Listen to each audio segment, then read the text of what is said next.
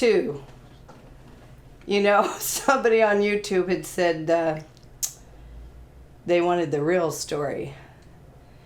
And I was thinking, Dennis shared in episode 1 part of the background that had to do with our story and why we're doing what we're doing. I want to tell you, you know, a lot of people could not handle the real story. I was thinking with everything that we've been through, I wanted to share with you a little segue. We were in Terabella, and then Dennis shared back to where he was saved.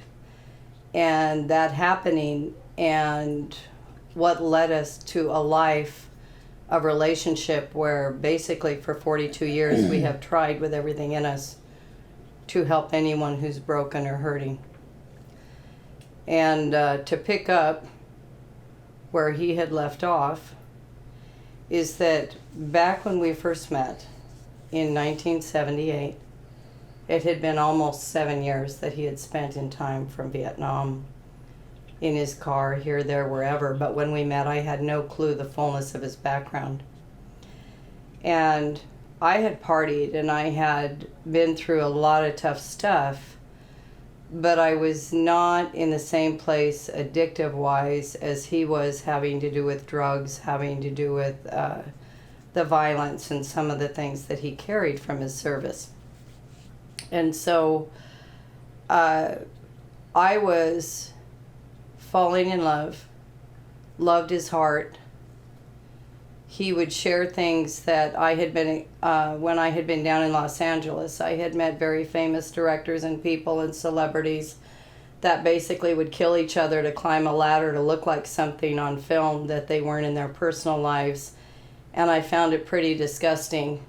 As a matter of fact, I'll share a little story here. I remember one time I went out to lunch. I was told about a part I could have in what I refer to as a grade D movie. And the producer, who was very famous, took me to lunch, and in the middle of lunch, and it was Chez Maison, it was one of the most wonderful restaurants supposedly in Hollywood, suggested to me what I could do for him if I wanted to have this part. And I've never done very well with people treating me like garbage or baggage or anything else, and I stood up, unlike many, as you know from some of the news that's come out the last 10 years from the Hollywood scene. It's exactly why I left Hollywood. I stood up in the middle of this restaurant and I looked at this man. And I said, I screamed this out. I said, if you wanted a prostitute, you should have gone and hired one. If you think you could get my services for one night and I'm going to get this grade D movie, you have no clue who you're talking to. I screamed it out, and he was embarrassed, of course, and I walked out of the restaurant and never looked back. So, anyway, I've come home from LA, come home from dreams that were shattered, from gross people that would use you for their own purposes, and it didn't have a thing to do with helping people's lives or helping the broken. And here I meet this man who, yeah, he was so screwed up and we were partying, but there were things in his nature and his character that let me know his heart was precious. And so about 3 weeks in from that time that we had mentioned in an earlier episode about our courting and dating, one morning my parents were gone in Hawaii, and we were staying in the house, and as he stated, I was in shock. I'm cooking bacon, it's a beautiful morning, we're having a great time, and he says to me that he must have vodka. And I'm like, I like to party, but I also want to be sober. I like to do things in life. I don't want to just lay in the backyard drunk or whatever. And it shocked me, and I was like laughing, saying, no, you don't, what, are you kidding? It's 8 a.m. And he'd given up the Librium, he'd given up the drugs, and he was drinking some beer at night and some alcohol, but it would be like nighttime, out dancing, out partying. And so the more that I said no, it escalated, and as he shared, he got really angry. And the next thing I knew, I was in the middle of something. I won't say that it was The Exorcist. But I can tell you, you can all decide what you want. Whether you think you're a spirit, you have a soul, and you live in a body, and there's all these movies about demonic things. But all I know is this man went from where I was hearing a totally different person out of him to where he would come back and say, what happened? I don't even know what just happened. And a number popped in my head from a precious lady who had helped me understand about a relationship with Jesus, not religious activity. And I had asked him into my heart a few years before, and then gone and lived highways and byways and doing everything that everybody else would do. It didn't affect my carnality, my outside. I didn't get the connection. I was in process. So her number dropped into my mind, and here Dennis was threatening to murder me. And then he'd flip over and say, like, what was happening and what was going on. I'm sure psychoanalysts would say psychosis, whatever. But anyway, this is what happened. She said to bring him to her, and she started praying, and she asked God to send angels. And I had just spent 2 years in LA living probably the worst, farthest from anything spiritual that I ever had in my life. And as we were leaving out the back door, Dennis grabbed a knife. And all I can tell you, because I wasn't going to churches, I wasn't exercising my faith. God knew my heart. I wasn't trying to do anybody any harm. But all I know is as I got a sense that something was wrong. And as I whirled around, I heard come out of me the name of Jesus, and he dropped the knife. That's not a name that I was using frequently. That's not where I was living. I didn't have Christianese, religious lingo. And long story short, as he dropped that knife, I said, I'm going to take you for some help. Come with me. And we made it to the car. And that was a whole nother thing that he shared, that on the way to where we were going, for people to help him and help me and help me stay alive, I just got this out of nowhere. These were things, there was an urgency and a knowing that he was going to grab the wheel of the car. And I spoke to it, and he didn't, and we got to where we were going. So I'm assuming, I don't want to retell the whole story, but I'm assuming that people that are seeing this episode listened to Dennis on episode 1. So as we did go into the travel lodge and to where my ex-boss had worked, and I hadn't spoken to her in over 2 years, we then went in, and sure enough, Dennis told everybody that he was going to murder everybody in the room. And if you've ever been in the presence of any kind of supernatural spiritual warfare, the thing that's always bothered me about so many of the movies that are made about this realm is that they always act like evil has so much power. And all I can tell you, with what I lived through and in my personal experience, and this will relate to the veterans who are dealing with depression, suicide, and all these things, is that when you're in the presence of a loving God who wants to save somebody, the evil has no power. And this Lori looked right at Dennis and said, oh, no, you're not. And she literally put 2 fingers on his head. And everybody in the room, and there were witnesses, heard this sound, this scream, this thing that had said he was going to kill everybody in the room, literally go out of his body across a room and out the door. I really don't care if you believe it or not, other than people believe a lot wackier things. And this is what happened to me. This is what happened to Dennis, and this is what made us so grateful and want to give our life trying to help other people. Because when that happened and she said to him, honey, here's what you need, and he was so humble and said, I don't know what you're talking about. And this is what I want to convey to you, veterans. God knows your pain. The wives and the children. He knows your pain. He knows your heart. He knows the price you've paid to help somebody that's so broken. And the point was, the loving one who had made Dennis knew his heart, even though on the exterior he was headed to such a dark place and such a bad road. And he intervened when Dennis least expected it. We ended the last episode with simply saying, whatever you're going through, if your home's broken, if you have no peace, if you have whatever, it's true. The definition of insanity is to keep doing the same thing when it's not working. I'm not suggesting that you have to be us, be like us, or that what worked for us will necessarily work for you, but I tell you what, if your life is in the kind of pain we were in, it wouldn't hurt to try. And so we went from that place where we committed our hearts to God and said, we don't even know what that looks like, but we will try and leave this world a better place than when we found it, and we're so grateful.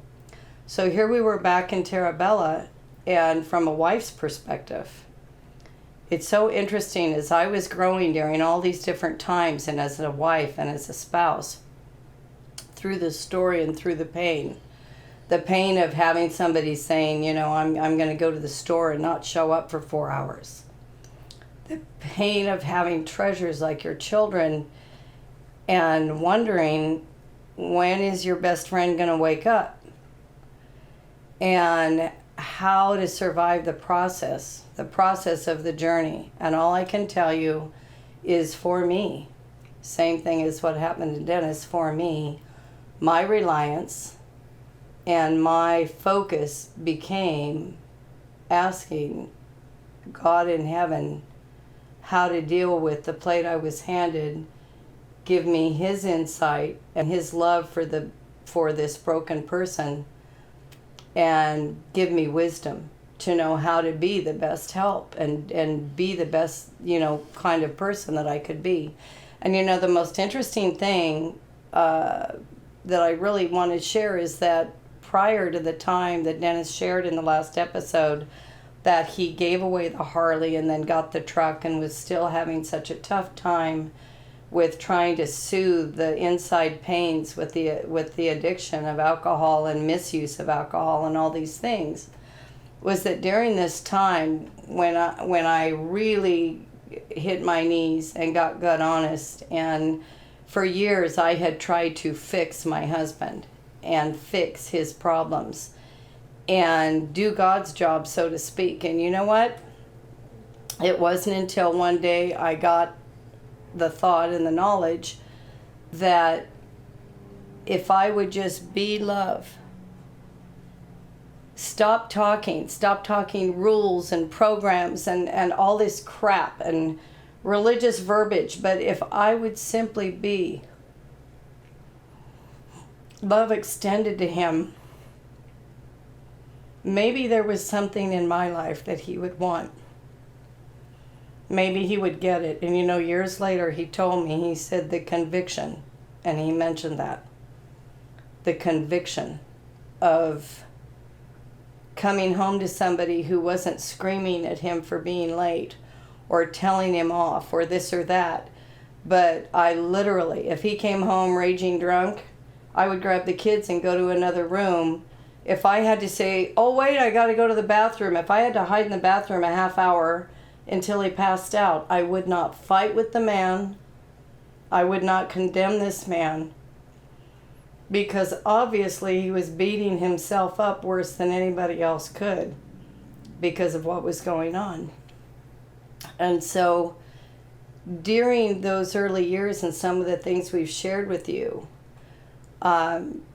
there were years that we would only share with people the great things that were happening, because we did not want to, we were so grateful for the good things that happened and that God trusted us with having babies and these different things. But I just wanted to encourage everybody as we go on with our story and let you know that you are so important. You're so unique. There will never be another you. You've been made for something so special. And to give up would not only be a crime because we'll all lose what you have to give, if you really are a veteran and want to honor the price paid of your brothers and sisters who didn't come home, the worst thing you could do is squander the life that you survived to live. Gratitude will make you get your eyes off yourself and decide to be a real hero and live through the pain. And that's the purpose of this series, you know. I had to laugh. I was thinking there was a movement once where people were saying, I'm coming out of the closet. Well, I have something to share. We're coming out of the closet. On the back of this book, there are some people from world-renowned evangelist Arthur Blessed, Gavin and Patty McLeod from the Love Boat, Mike Elich Jr. from the Elich family that owns the Detroit Red Wings and Little Caesars and probably most of Detroit, world champion and a Hall of Famer, Scott Mendez, bull rider. There are people who all said that the true story of the overcoming of 42 years and the life that we have lived had some special meaning in it for them. You know what? I want you to read that. I want you to read what they had to say, all four of these men, what they had to say about this story. Well, and it's pretty much, if you've been hearing our story, it adds up. Mike Ilitch, I don't have the full quotes here because we put it down for the book, but Mike said riveting. Gavin and Patty McLeod said a roller coaster ride of life's experiences and emotions. And Scott Mendez said, it is so inspiring. This is a story of truth, dedication, and agape love. Arthur said, I read the entire book in one long night. Great, powerful, wonderful. I can't see how anyone would not be deeply moved. Thanks for impacting my life. And so I just wanted to share. Some people have asked on YouTube. There is a book called Breaking Chains. And over the years, we've not gone out of our way to try and commercially do whatever with it, in that for years any finances that we made from it, we helped start a small school in Nairobi, Africa. And our heart now with things that are happening is to support institutions, people, individuals, groups that are doing things to help veterans, help their families, and help their children. And so when Dennis went out in Terabella and poured out that alcohol and spent 25 years of complete sobriety, no pills, no sobriety, it doesn't mean that there weren't trials. It doesn't mean that during that time when he would have screams at night, which are still there, he learned a scream's gonna stop. And even though I felt like I was dying or I was leaving my body and I didn't think I was gonna wake up and see my family again, if I just breathe through it, it'll go away. And since it was only 30 seconds or a moment, and there's a whole lot more to the day, I'm not gonna give it that attention.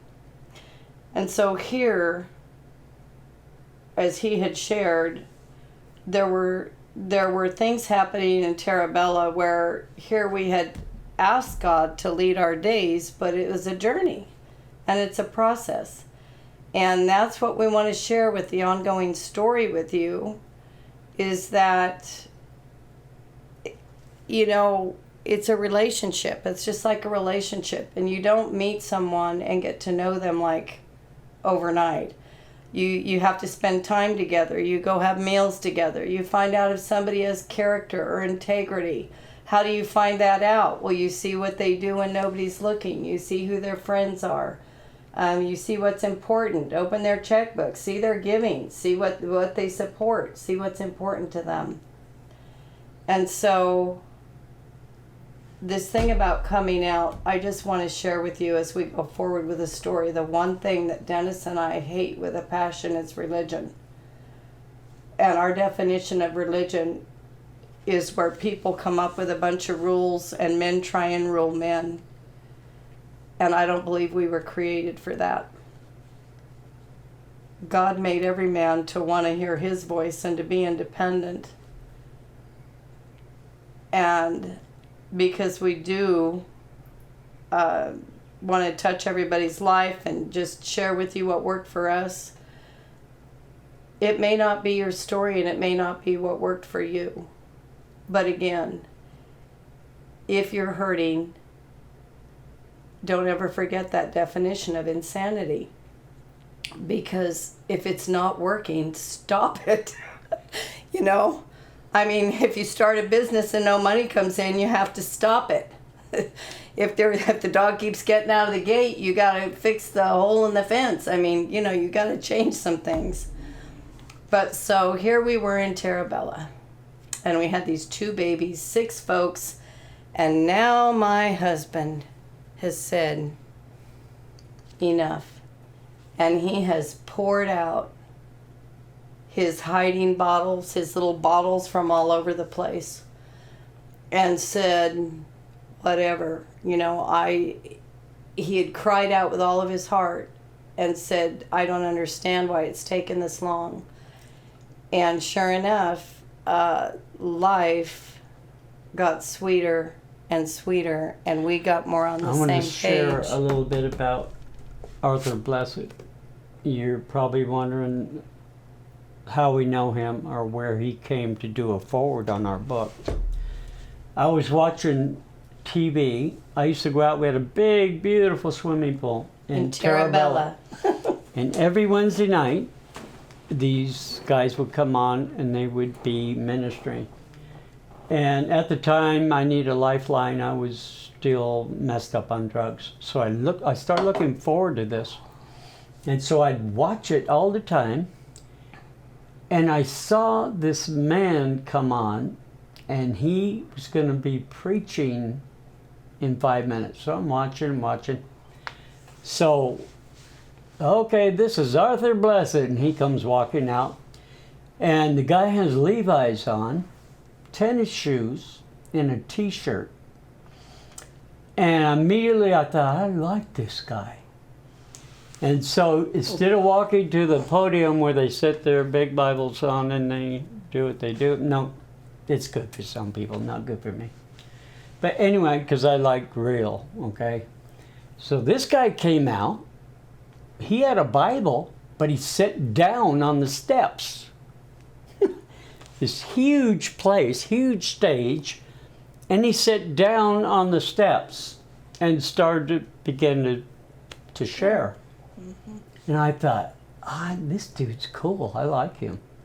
And so he starts telling, he's talking and all this stuff, and I told Diana, I like that guy. So I started watching him quite a bit. And he has a documentary called Arthur a Pilgrim. Everybody should watch that. It is beyond awesome. Powerful.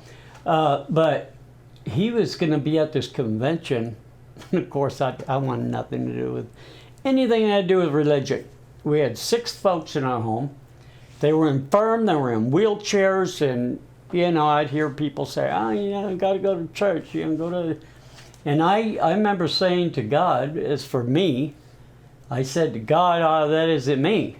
I said, I'm not ever going to sit in one of them pews and do all this stuff, and that just isn't me. You know me, you know my personality. I'd rather learn from you, the Bible, on my own. And then if I see somebody talking on TV, I'll say, well, that's not in there. Oh, what's this guy talking about? That was me for years. I studied at home myself directly from the Bible. So let's go. She said, let's go to I said, what? convention, that's like church with people sitting in there and doing all that stuff. I don't want to do that. So she talked me into it. So we go there, and at the end of the service, Arthur was there, and he was kind of hanging around. So we walked up to him, and Diana said to Arthur Blessed, she said, I want to thank you. She said, I don't know if you ever hear this much, but I personally want to thank you for, the way you've dedicated we totally respect your dedication to God. And we just want to thank you. And he leaned over and said, what's your name? And he said, Diana, because he had these name tags on. He said, Diana, thank you. He said, I really appreciate that. And so he was just as awesome, if not more, than I was when I'd watch him on TV. It's just a really honest, non-religious guy. Loved him. He was great. So we leave and we go home. Years later. Mm-hmm. Diana told me to write this story called Breaking Chains. And I told her, I'm not a writer. I barely got out of high school. I hated school. What do you mean write? I don't write nothing. She said, everybody has an awesome testimony, but yours is unusual. Like she was explaining when we met and stuff, and what I'd been through. I had an unusual story. And she said, you need to write it down. No, I'm not doing it. She goes, it's not about you. Whack! Wait a minute, explain that. Wait a minute, it's not about me. If I write the story, it's about me. No. That's not what I'm talking about, she said. This isn't about you. I believe that your story, there's a lot of people out there that have lived a life very similar to yours, and even a lot worse. Guys doing 30 years in prison, people losing people, family members. A lot of people, bottom line, are in pain. And so if you'd be willing, you need to tell them your story, because if it helps one of them alcoholics out there, drug addict, non-vet, if it just helps one of them, she said, that's what I'm talking about. That's why I think you should do that. So I thought about it, and it took me 3 weeks to write this book. That's it. And I said, well, how do I even start? She said, well, start at the beginning. So I'd started my story we lived in Washington. My dad got transferred to Fresno, California. I just wrote the truth of my life. And she was very educated, still is. She would take this story of what I wrote down and she would improve on it. If anybody knows me, they know I couldn't have written this like it's written. Like I would say, there's a tree out there, and she said, yeah, the 50-foot tree with all... I would ask you, like you said... Details. She did all the details. Mm-hmm. So we wrote this book immediately, like within 3 weeks. And the first 12 chapters. When it came on me, I would just go home and we'd be at a swimming party, and I'd tell her, I think I need to leave, I think I want to write. So I'd go home and write 2 or 3 pages. And yeah, like she said, this was written over how many years? This project, this was actually let's see, how old is Israel? Israel's born in 86, so it's almost a 34-year project. 34. The first 12 chapters were published under Product of Love, and that did take like 3 weeks, and then life went on, and we felt there was more to share, and there's actually been, this is the 4th. Each book included what was before it, but this particular book now, Breaking Chains, has like 66 chapters, and it covers from your childhood up to about 2000 and I think 10. So anyway, back to Arthur. The way we met Arthur. Love Arthur. In fact, you're going to probably correct me because I'm winging it with my memory. It had been 2 years since we wrote this book, and since we'd met Arthur. Mm-hmm. And I don't know if you called him or how he...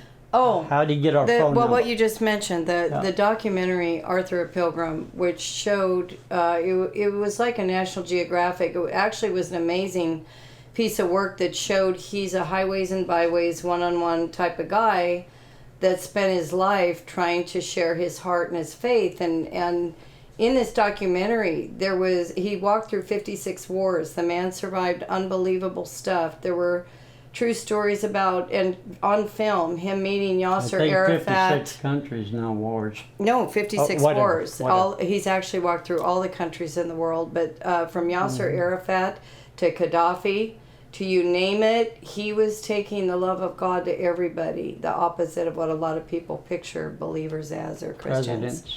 Presidents. But anyway, so we had decided one Christmas that we were going to contact him and try and get copies of this movie. We had made gift baskets for every family we knew, and we wanted to put a copy of the movie in.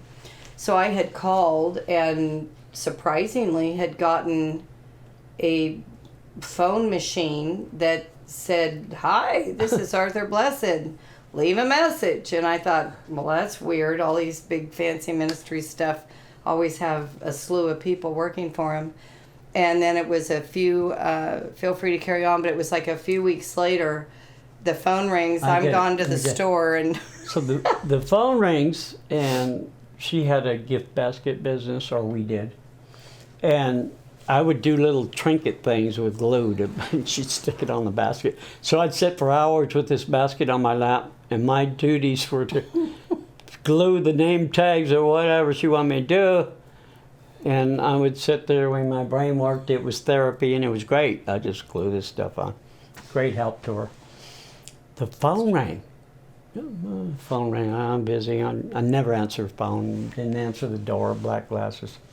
So I'm doing this, still ringing. And then I hear this voice. "Hello, this is Arthur Blessed." And I'm going, what the heck? those were the days of the answering machines, which none of you probably even have in your home anymore. Right. When the ring didn't get picked up, the answering machine would go on, but you could hear it in the house. Just so. like your phone, if you heard a message. He was leaving a message. "This is Arthur Blessed. Return your phone call."